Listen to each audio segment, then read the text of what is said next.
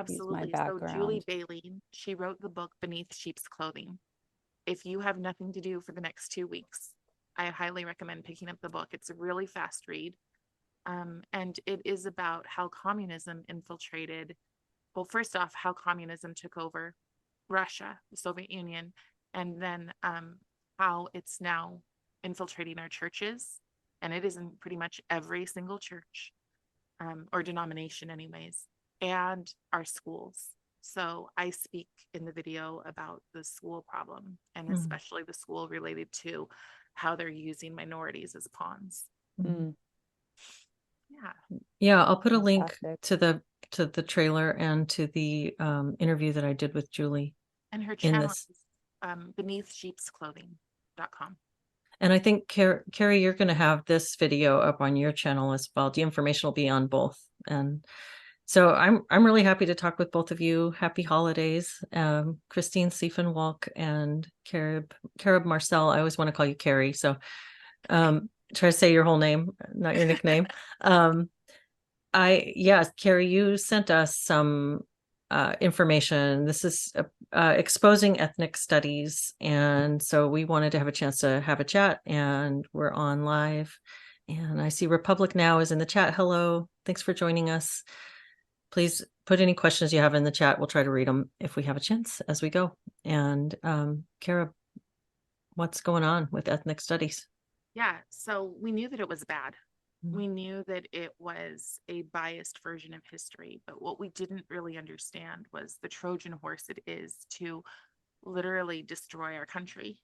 And what I mean by that, when I was reading through it, because someone had saw our interview and realized that ethnic studies, the first curriculum was being created here in Utah.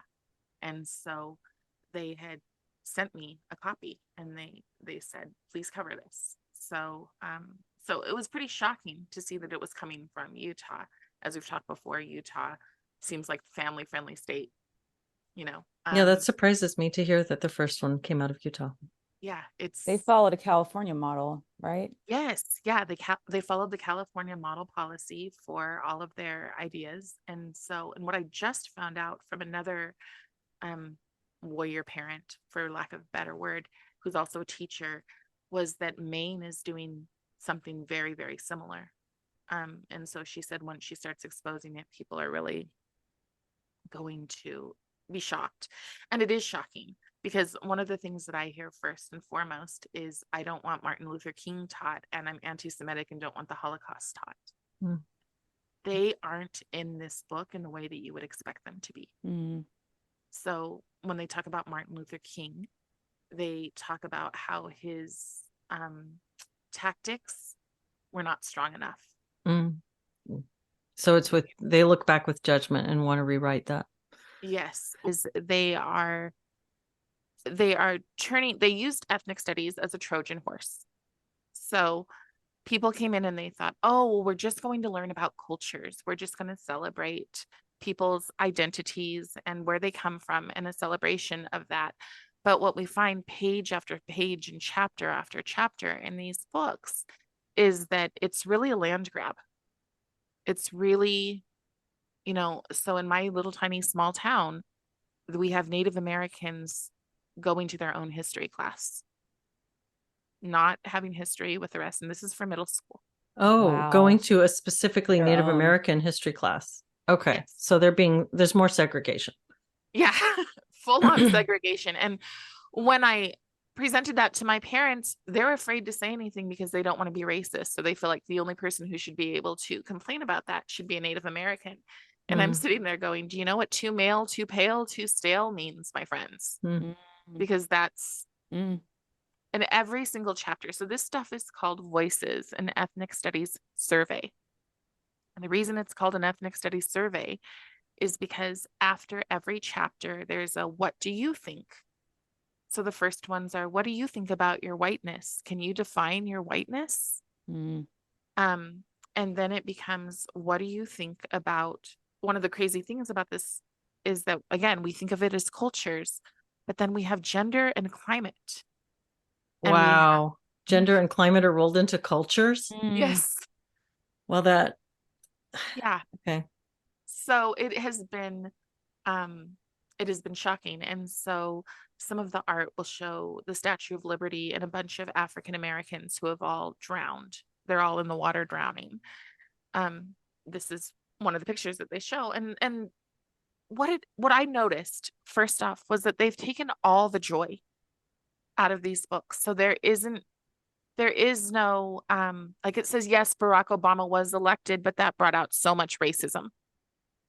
So it's not a celebration of him. It's not a celebration of Sidney Poitier being the first Black actor to win an Academy Award. There is no celebration of what has been accomplished. It is only the stories of plight and struggle. And what do you deserve because your ancestors have been through this plight and struggle? And I've spent the last month going to my senators and the Congress and showing it to them and saying, this is what you guys are letting in. And the problem, again, why I call it a Trojan horse, is because they thought, like all the rest of us did, we think our politicians are so smart, so brave, so, all of these things. They're just us. Right? Christine, I Yes. can't hear you. Oh, yeah.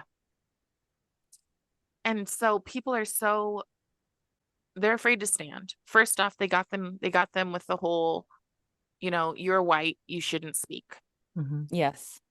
which was a bunch of BS, my friends. I'm not a big swearer, but this is BS that you guys think that you can't talk while Yuri Bezmenov said, without a shot, we will lose our country without a shot. And that's what's happening. You're being guilted into losing your country. And it's all of our country. And our children, they're flat out brainwashing our children. So Can I ask a question? Can I ask you a question? Yeah. So when you say, because I'm also in the camp of we're losing our country, but I want to hear you define what that means, if you don't mind, like what it means to you. Right. What I see is this great experiment. And yes, we have had our growing pains, right? We've had some very, very terrible things. Please tell me a country that hasn't or doesn't continue to have it. And when we pretend that, when we're all this group of homogenized, we're all so mixed that you can't tell what anyone is and everything's going to be better. No, it's not. You're still going to resent your neighbor because you've taught our children to live in a constant state of resentment. And I believe what they ultimately want to do is make a wasteland of America. So Barack Obama, not to get into too much of politics, but his pastor famously said, not God bless America, God damn America. And that is what I see in these books, is just a flat out, you should hate this country and here is why. Yes. Okay. I see that too, but what do you think is the purpose of that? I think I don't have a whole lot because I'm really kind of a one issue person, but what I think it is globalism. I really do. I think that it's coming down to America has been the one place that people have gone to get away from the very bad ideas, the very bad policies, and they don't want it. They want it to be a stomping ground. I mean, we have so many people like coming through who are not learning first to appreciate the country that they're coming into. And you have to wonder why. Like, why are there so many crazy like apartment complexes that have 800 units? What's going on? So yeah. Do you want to see some of the images, or does anybody have what are these images coming from? This is from the ethnic studies book. Okay. So, and this has already been introduced, or it's going to be? So it has been released, and it's been released. It was released in Tennessee at a They're adopting this as curriculum. They are adopting this in Utah has not yet. Okay. In fact, one senator I went to was very smug and said, yeah, will you let me know if that gets passed here? It's going to be, because they don't understand what they're doing. They don't understand that when they leave holes for inclusion, this is what they're doing. Now, to be clear, I know you guys well enough. We all support inclusion and we're classical liberal people, right? Mhm. So Correct. that's the way that we look at the world. But their version of inclusion means centering around the marginalized. Mhm. You must center around some, you must exclude others. And we're talking young as kindergarten. Some of this curriculum is coming to the stuff that I specifically am going to show you is for 11th and 12th graders. Okay. But remember, every parent is sending their kids going, oh, I think it's so wonderful that they're going to learn about other cultures. They're going to learn about cultural diversity. And that's why my goal is to share this with as many people as possible. So if I can shamelessly plug here, if there's anybody else who does a podcast and wants to cover this, please reach out. Yeah. I think this is really important because what you're going to show us and what you're talking about is the efforts that are being made to convince your kids to think a certain way. And a lot of parents, especially liberally minded parents, and I don't mean left-wing authoritarians, I mean liberally minded parents who want to give their children the opportunity to expand into their own thoughts and develop the way that they don't want to overly influence their kids. One of the things that they tend to do is to like be very hands off with information and with impressing their values on their kids.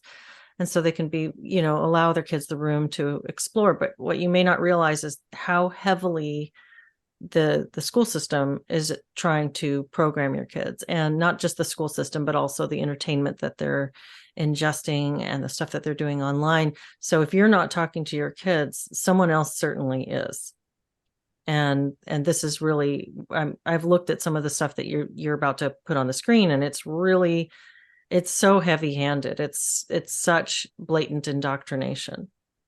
It's really scary. I mean, I think I'll leave it there for now. It's very scary. It's frightening. It's very one-sided. I am perfectly fine with having George Washington Carver and W.E.B. Du Bois together equally. One gets one page, one gets another page. That's not what's happening here. In fact, George Washington Carver is called an accommodationist. And okay, so basically they're belittling the contributions that these people have made because they weren't going hard enough. Yes, and the Constitution in general, which is what all of our freedoms rest upon, the Constitution. And that's, I think, what bothers me the most about this stuff too, is that has completely been shredded and minimized as any kind of relevant document, when our entire basis for freedoms and freedom of thought, liberal thinking, rests on all of those freedoms that we supposedly have. Well, and they're flat out, I don't have another word for it. They are urinating on the history and the efforts that people made during the civil rights movement. Yes. I can't imagine. It wasn't that long before us, you guys. It was like 20 years before us. Yes. Yeah. People put so much effort into changing the world and making it better.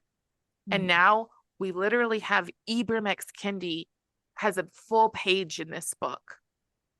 So does Robin DiAngelo. Oh gosh. Oh. And they're taught as the experts. So let me show you. Yeah. Yes, please. Make sure I can still share. You should right be now, able to right? share. Yeah. Okay. You're talking about 20 years, right, ahead of us. I mean, that doesn't really surprise me as a child, when they took God out of the Pledge of Allegiance and they actually had public schools not really reciting the Pledge of Allegiance anymore because of the God component. I thought even as a child back then, something was wrong. Something was inherently wrong, even though, I came from a pretty open-minded, progressive school system. I thought that was a problem. That's interesting, because I had the opposite feeling about that. I was glad. I felt like at that point in my life, I felt like religion was really oppressive, and I was glad to see it not being pushed. So and the pledge also, maybe I started down this road of resenting the country before. I don't know, but I've come to see it very differently now. Yeah. Okay, so what are we looking at, Carrie? So this is just one of the first pages in the first chapters, and it shows a conservative parent And so it says, in recent years, the news has been filled with angry parents protesting at school board meetings, disagreements over issues such as the touching of race and ethnic studies, masking during the COVID pandemic, and the rights of transgender students have led to events like parents shown in this raucous school board meeting in Virginia.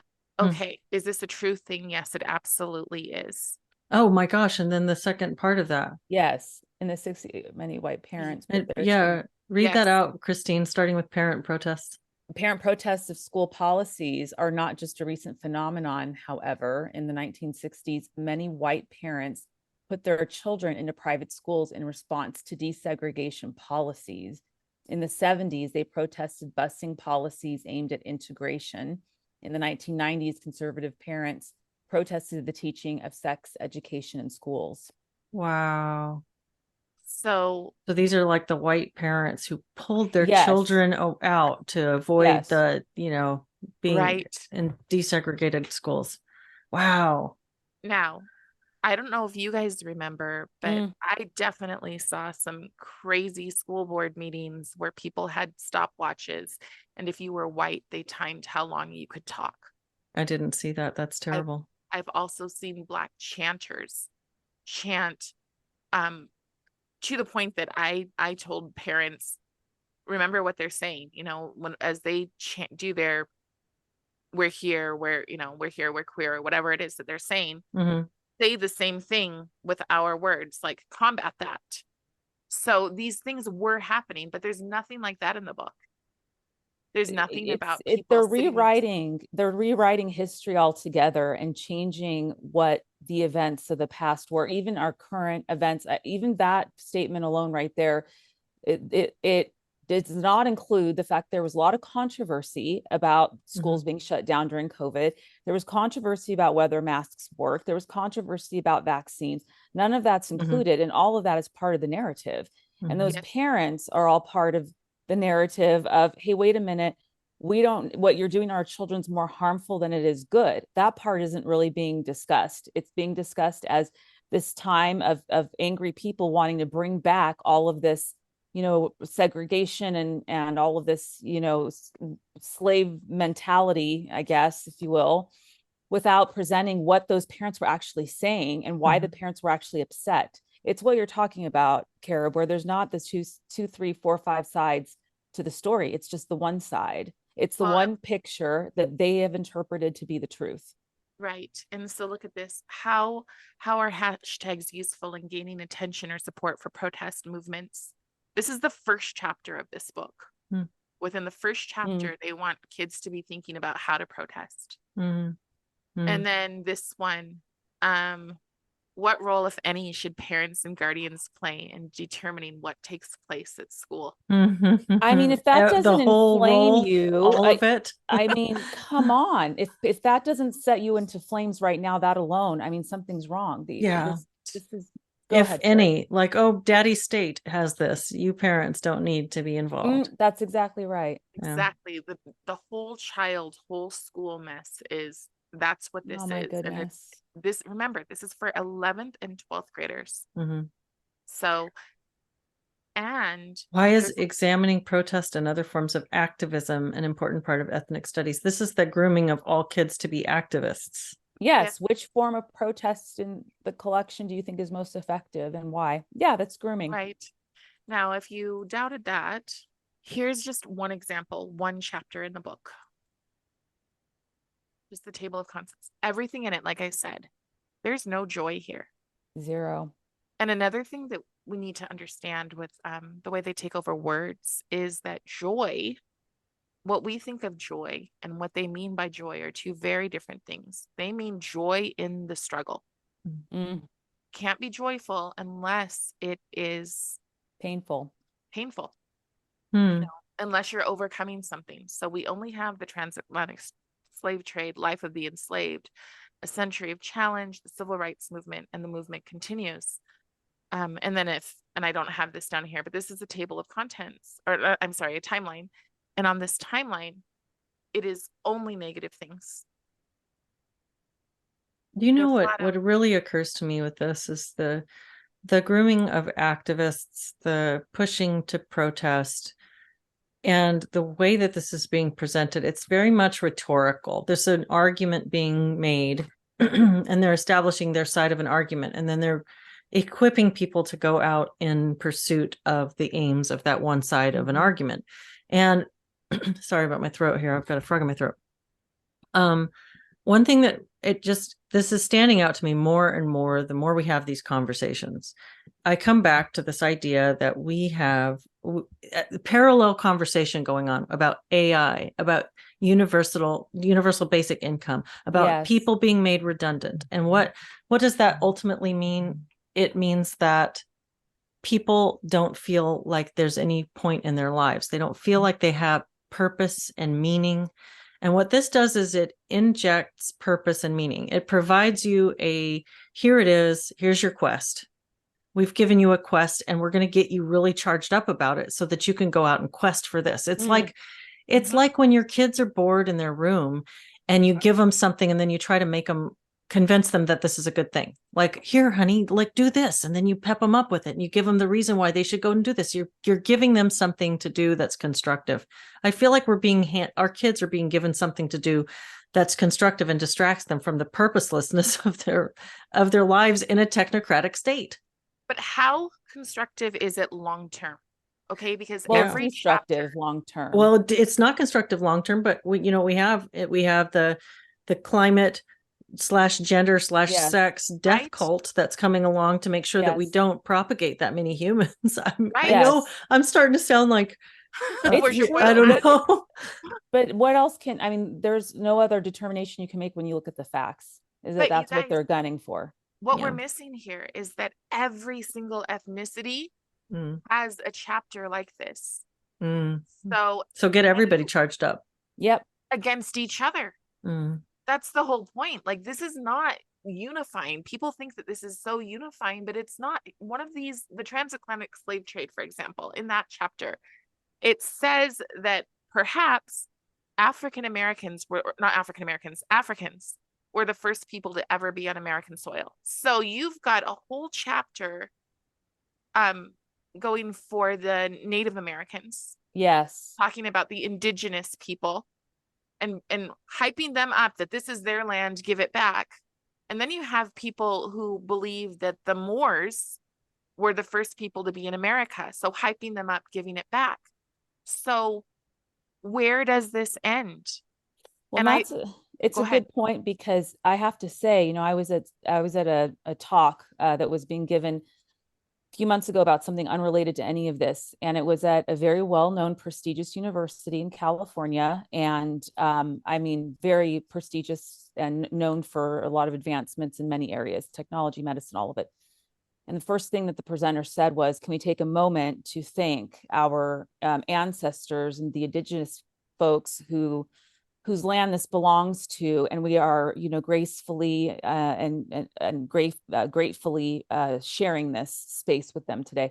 And I just could not. I think I even let out a bit of a smirk, and I couldn't hold myself together after that. It was just extremely. There was an agenda behind that. Is how it felt already, to set the tone for a talk that was about some advancements in medicine. That had nothing to do with that. So that this filtration of this isn't just in a history class, or isn't just in liberal arts, or isn't just liberal studies or whatever. This is in actually every academic institution, every academic subject is infiltrated by this, or there's some sort of shadings along these lines that color all of like the whole idea that math is racist, for example, which is ludicrous. So I think that's what's also just disturbing, is that you can't just go in and say, well, I'm going to go be an accountant and I won't have to deal with this in accounting school. That's not true anymore.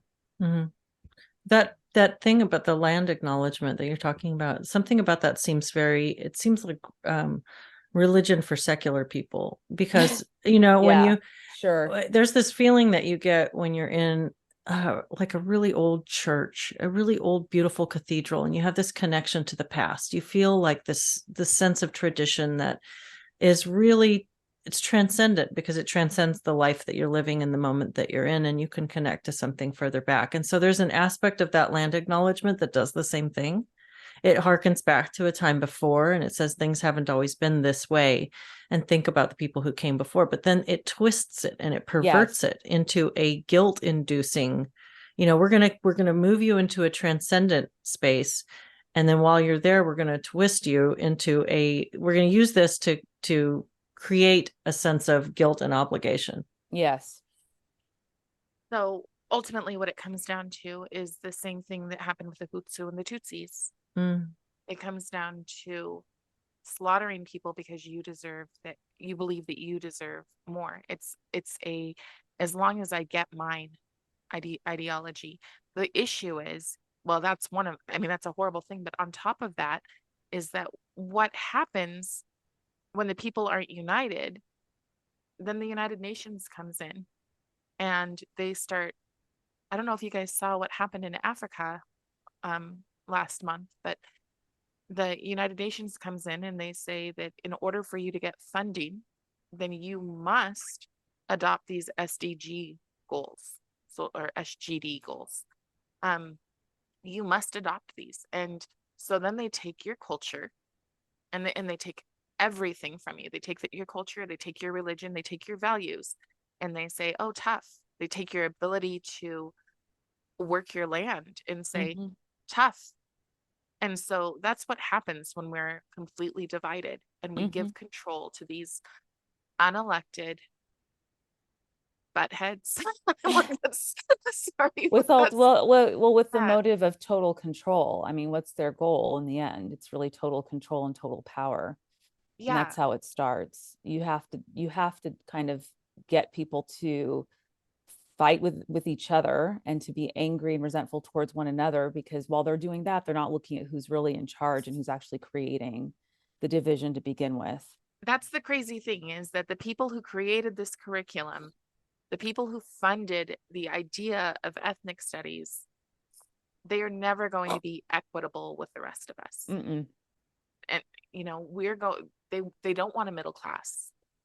And this is going to, I think this is going to lead to violence. Yes, it will. So it started. Right. It's gonna worsen. And this is legacy of colonialism. So what's interesting about Christopher Columbus too, because there's so much now hate toward him coming and taking the indigenous lands and whatever, but there's never any mention of the medications and spices and different kinds of things that he also brought. And I'm not saying, again, that, okay, there weren't some heinous things that happened, but again, it's providing a total picture, a complete picture, or a more well-rounded picture of what actually happened versus a snapshot that is one-sided and that doesn't acknowledge that there were a lot of life-saving medications and things that came into this country via his, exploration that did end up saving lives of indigenous people as well. They weren't all killed and murdered. Right. No, we strip the also good. Sacrificing their own children as well. Let's talk for a second about that.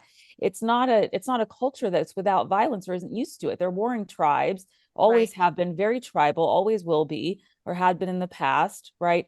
And sacrifice children, each other, all sorts of different kinds of things. There was not a peaceful people that he encountered either.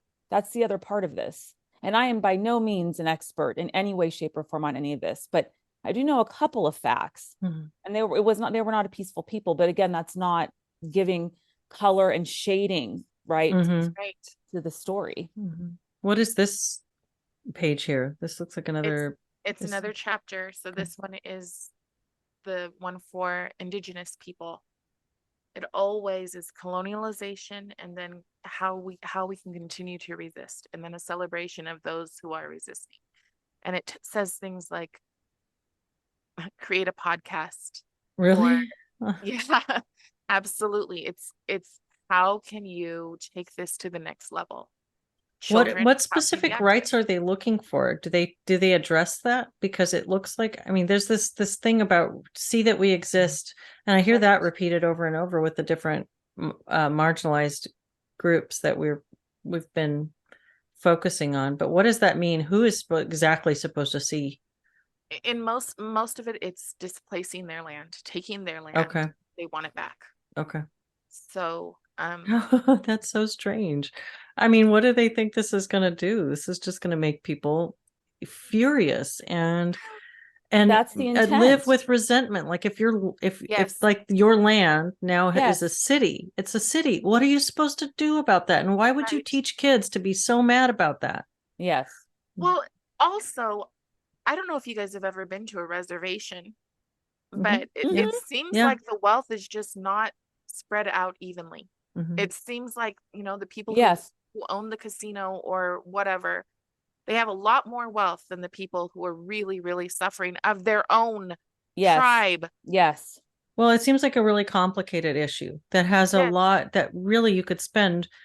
If they want to teach about this, they should teach about it properly and take an entire semester, an entire year to really dig into it, because there's a lot of there's a lot of unfairness, there's a lot of tragedy in this story, and yes, it's very complicated. And to use it just as a kind of a to weaponize this to make yes. people divided among themselves, it it's really an unfortunate thing, and it seems like it's not kind to anybody. No. So here we go again. And this is why they call it that survey. So my question on this survey is, are they actually, is the teacher sitting in the room asking these kids to give their what do you thinks verbally? So this is prompting you to say, oh, I should be an activist, I'm a Yes. teenager. Yes. That's what that's prompting. It's Yes. Because nudging you. yes, it's nudging. Well, and it's very direct. What did teenage activists risk through their participation? How How comfortable are you comfortable are you? standing? Yeah. For the beliefs that we just told you need to have. Remember, Yeah. because we go back to this first one, those are their vocab words: bias, explicit, hegemony, implicit, normalization. One of the first things that this book talks about is how a belief in God is pseudoscience. Really? Hmm. Wow. So, and a lot of people will Well, say that that's the ending. pseudoscience. I don't know. It seems like religion is asking questions that science isn't made to answer. Yes. Well, and some apologetics will say that, um, that God is the great scientist. So my question is that right for your school, for your schools to teach you what you should believe religiously, Hmm. or even to, you could say, mock religion? On One of the this, things that I've thought about this, the whole therapizing of a culture, really, like we've become so obsessed with yeah, therapeutic concepts. And one of the things that I remember in undergrad when I was studying psychology, I was studying at this school where I was in the clinical psychology program. And it seemed like the clinical psychology program had a bit of a chip on its shoulder about not being legitimate enough.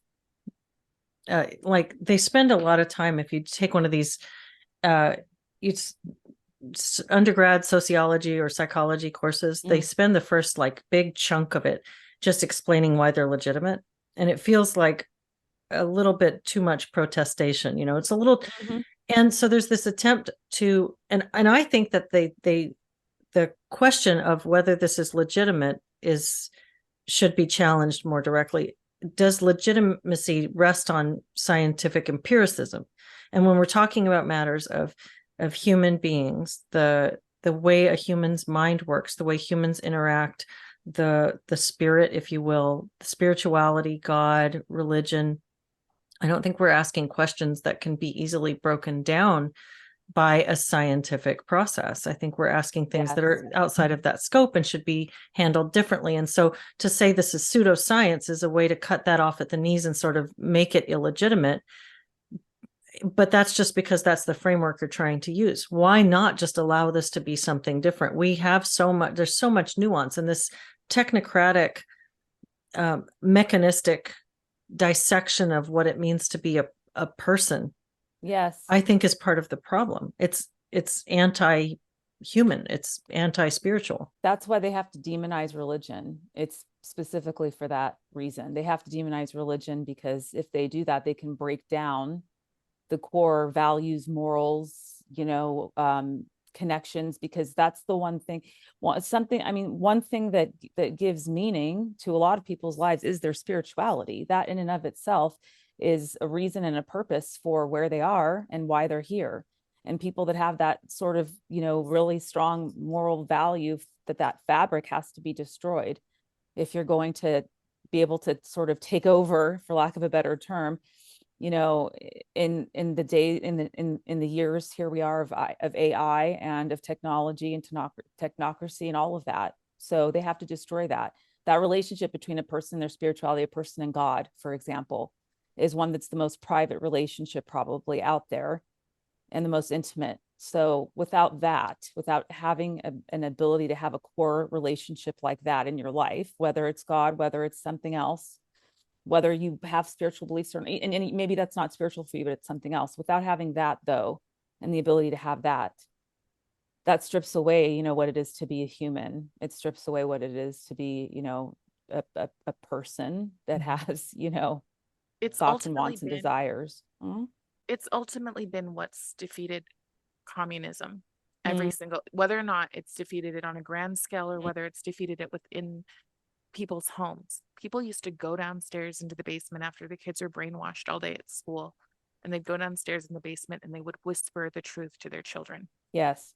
And this is about making the state, i.e., the government, the world government, become God. Yes. It can give, it can punish, it can reward. And our kids are just supposed to accept that.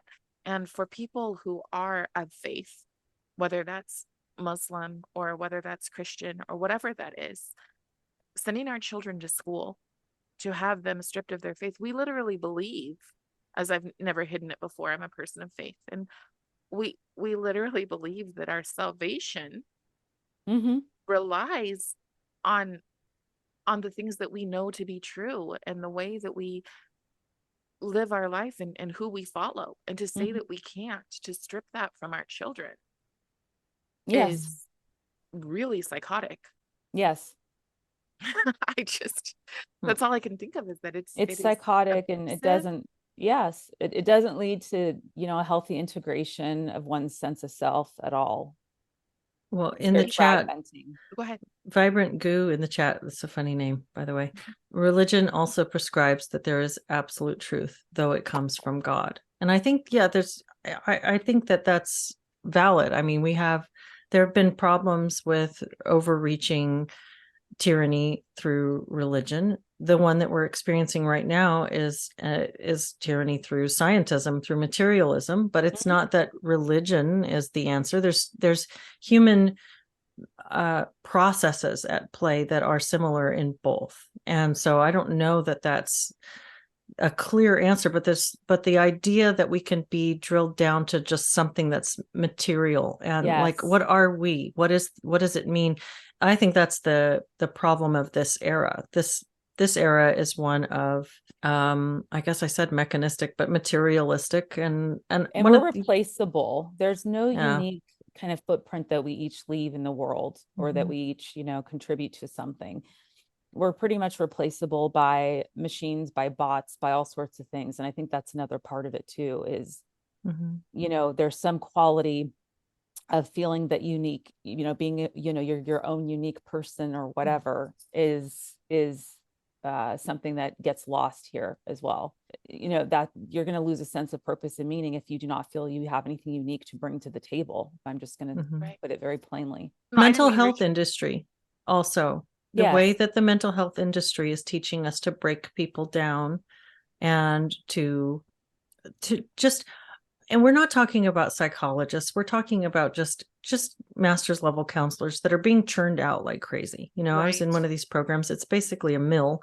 You're churning these people out, and you're giving them the power of diagnosis, and you're connecting them to the insurance companies to give the people their diagnoses that are going to stay with them forever. You're empowering them to do mental status exams every single time they see a client or a patient, and to sort of break people down into their component parts and examine every part of a person in a categorical manner. And the idea that every single person who walks through your door has multiple diagnosis codes that you can apply to them. And it felt very mechanistic. I keep coming back to that word, but this technical I wanted envisioning. to say Ritual. Yeah, No, it's also, but virtual, it's not virtual. ritual, Oh, but virtual. virtual. Yeah, So it's equipping. It's basically we're just this cohort of therapists, I think, is just here until they can get AI therapists in. And then it's going Yeah. to be, you're just going to see the computer, because the computer can know you just by monitoring and scanning, and there you go. Now you're categorized. Now you yes, fall into this label and that label, and here's your intersection, and we're, there's your intersectionality. And I think it just takes the spirit away from it. well, the virtual manipulation, it's also in our schools, but I was bored, and so I started playing some virtual game. And I thought, okay, all I'm doing is matching pieces together. And then all of a sudden the story goes very, very dark. And it becomes like, oh, should you get a divorce or should you not get a divorce? Should you have an affair? Should you not? And then I looked at the like, it starts at age 4. So there's a very virtual kind of, you don't have to have truth in a virtual world. You No. can change things as fast as you want to. Nothing, there's no, I mean, there's no reality, right? And so if you have this ideology of there is no truth, truth is whatever your experience is, and then we The turn it lived experience. virtual, Mm-hmm. and then we put it virtual in front of our children. Their educations are gamified. How many answers can you get right? Woohoo, let's give you some balloons, right? But they're virtual too. Everything is fake, everything is false, and it makes us very easy to be disposable. Mm. Yes. That's how I look at it. I'm like watching these people who don't know how to think. They call that nonsense that I shared. They call that critical thinking today. Mm-hmm. Just like they call whatever is going on in science, the science versus science are two very different things. Mm-hmm. Science can always be tested, can always be proven. Mm-hmm. The science cannot be questioned. Mm-hmm. This education cannot be questioned. What is the alternative, and what is the answer, and how do we move out of that? Because it's clear that this Homeschool. is, yeah, homeschool. I think that's great. But in terms of, and I'd love to hear more of your thoughts on that, but also, what is it that you're, to what end? What is the alternative perspective? Or if we see the dark, what does the light look like? Mm. I think parents have to get involved, and they have to get engaged, and they have to educate themselves so they can educate their children. I mean, I think where I've seen the least amount of damage happen in this day and age right now with these kids and what they're learning has been with the children whose parents are very actively involved in their children's lives. And I'm not talking about helicopter parenting. I'm not talking about making all the decisions for them and whatever. They have no sense of free agency. I'm talking about parents who have built enough of a relationship with their children that there's a lot more honesty, there's more transparency. And those parents, they themselves are also educated on multiple fronts and can have these kinds of very well thought out and very civilized debates with their kids, even if their kids disagree.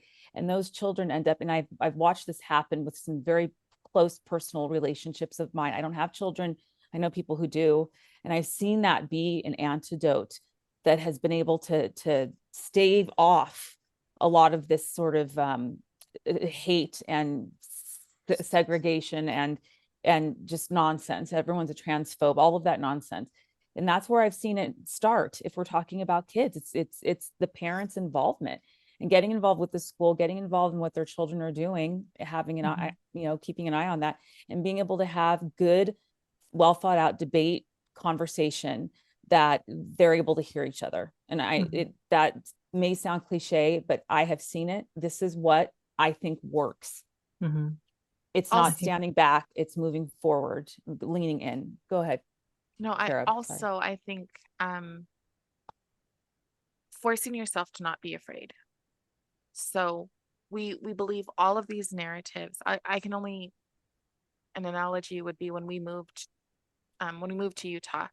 So we were in Seattle, and it was mask up and follow all the rules and whatever else. And then as soon as you got to Idaho, you started seeing people with like their masks hanging off the side of their face, and we were returning to normal just by facing it. So we had to go through it, and it was scary to leave everything behind and to go through it. And that's what you have to do. You have to get the idea out of your head that our schools right now are anything other than indoctrination. And I'm sorry, I know that that's going to offend some people, but I just learned that when Mao did his Cultural Revolution, I just learned this. He closed the schools for 2 years. What? Yeah. Wow. Yeah. He closed the schools for 2 years and then all of the sudden had something all brand new for our schools. And so we Oh need my to gosh, I got recognize chills truth. throughout my whole body. Me Wow. too. I was like, can somebody verify this? Because Wow. I don't, but yes, what we have to do is go, this is so scary. This is so horrifying. This is all of these things. And then we just need to take a step forward and say, I'm going to walk through this. Because what is the alternative? We live on our knees. That's our alternative. We live in slavery. Yes. Or we aren't allowed to think, or we move forward and whatever's ahead of us. The other thing is, again, we had Judeo-Christianity and it worked for our country. And I'm not saying that you have to be a Christian. I'm just saying that those basic values, the basic values that our neighbor is our brother, we need to return to that. And if you haven't, like I say this, and people, if you hold biases, if you do have some bigoted values, and generally most of us do, whether that's good or bad, we have biases. Okay. Sure. You don't break them down and turn into a Marxist to make it better. That's being lied to. So we just have to step forward. That's why I called my channel Be Not Afraid, because look, the stuff we face is gross and evil. I think it's both things. It's I think evil. that I what they're think doing to our children's abusive. what you both said, I think it touches on some really important things, because Christine, you focused on the kids, and then Carrie, you focused on the self and the responsibility of citizens in general. And I think both are really critical, because the kids are where most of the push is coming. That's the re-education of a generation in order to create change that lasts generations. And yet, what are you doing if you're not showing? If kids are so important, they're important because adults are important, because we are all important, because each individual is important. And I think that when I think about one of the Jordan Peterson, let's talk about one of his best contributions. And he's been a strange and polarizing character in the last couple of years, but I have so much respect for what he came out the gates with. And one of the things that I think shocked everybody who followed him into, it impressed so many people, and it just felt so revolutionary, even though it was so basic and common sense, is when he said, clean your room. Take care of yourself. Stop judging other people. Stop spending all your time looking around you and saying how other people could be doing things differently and better. And instead come back to the self and take absolute responsibility for yourself. And I think that that's such an important thing. And I think that's the reason it resonated with people, is that it's the opposite of the story that we continue to be told. We're being, we're going, whether I don't know, I hesitate. Sometimes I don't want to involve myself in a lot of conjecture about what is this for and why are we doing this? And I've been doing that. And I think that it's a good question. I think that it when you see where you're going with something, it tells you something about why you're going where you're going. And so that there's a reason to speculate. But one of the things that we're doing more and more of is judging others and having there's this wave of citizens checking other people, like with the mask. Think about the masking, right? And the COVID, we came up with this term Karen during this time, where it describing this person, this woman who's going to be in your business and tell you what to do. Right. And yet everybody's kind of Karen. You see it online. I think maybe it's this black and white splitting behavior that's so encouraged by online interactions, because you lose the humanity of the other when you're doing this. But I think that going back to responsibility for the self and trying to stop controlling other people, if everybody would just adopt that stance, how different this would be. But no, we're going to teach people to be activists and protesters, which is all about telling other people how to live. Well, and that's in these books. It really is collectivism. Forget about the individual. And the best way that I can think of, like the very best thing that you can do for yourself is go out and build a garden. Build a garden, because that means you hope for tomorrow. I Because love we're that. going in, I don't know what we're going into, but I love think that. that hope for tomorrow. And what gives you hope? I was in church on Sunday and we were singing "O Holy Night," and the second verse, "Truly he taught us to love one another. His law is love and his gospel is peace." And that gives me hope. It gives me hope that I've never had a second where I've gone, "Oh, that looks like a good idea," because I already know about loving my neighbor, and I already know about peace that doesn't come from this seed of resentment. And so I have hope in that. And then also the fact that I teach my class. I teach these 15-year-olds and I don't hold anything back. And we talk about things, and the fact that they look at me and go, "Wow, there's one person who's standing up," you know? So I think sometimes you have to fake it. Like you kind of have to fake your hope, because it's hard, because we live in extremely demoralizing time. But you fake it till you make it. And every day that you do, it becomes, I don't know if it doesn't permanently become easier, but it does become like a balm. That's how I look at it. It becomes if I can focus on something outside of myself, and also if I have the hope that I have for my faith, then those two things make me go, in the end, we win. I don't know where we go next year, but in the end, we win. Yeah, no, I think for me, it's some tangible movement, like, Ohio passing a bill recently that that gender dysphoria, treatment for children should not include, gender reassignment surgery, and that exploratory therapy, has a place. So I think when I see some kind of movement happen within our government, or within the law, or within, I guess, the laws, even though I don't see that in California, but I see it happening in some other states here and there. When I saw it happening in the UK, they're like one of their professional bodies came out and made a statement. They were sued. And so this came out of that lawsuit, though, which was that therapists are protected now in using exploratory therapy with children that they deem are suffering from gender dysphoria. I have a problem even with gender dysphoria being diagnosed anyway, especially with kids. That's already for me an issue. I've said that many times on many podcasts. But for what it is, this is a step in the right direction, that they're trying to protect children. There's some hope there that maybe we'll be able to protect the next generation behind this one. I don't know, this one might be gone, but the next one behind them, there might be some hope.